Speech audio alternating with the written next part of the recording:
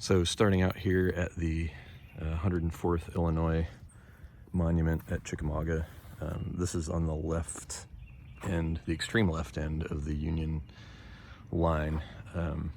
Back behind me, you can see the Florida Monument there, and then where that truck is pulling out is the Lafayette Road, which was the main avenue that the Union was protecting with their line. And so at this left end of the line, this is at the north end of the battlefield. You can see just through the trees over there is the visitor center. This was the extreme left of the Union position, and Beatty's brigade had been ordered by Thomas to cover the kind of extended left. So if you go back this way, the Confederates would have been coming through these trees across this field here, and the 104th Illinois Regiment would have been right about in this position.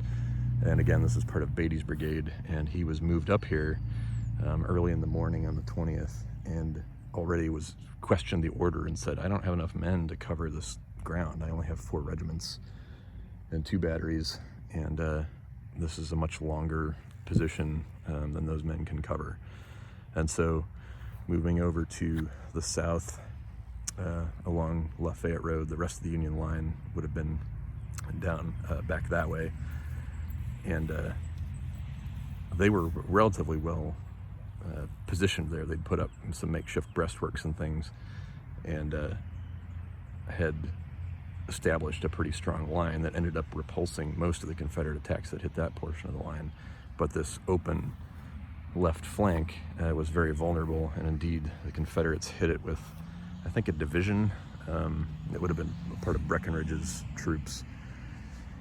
And so I know at least 2 brigades hit Beatty's brigade, and they broke and kind of routed. Some of them routed. 2 of the regiments routed. The 104th Illinois and I forget the other regiment, the 15th Kentucky, I think, retreated in somewhat good order because they were attached to the rest of the Union line over here.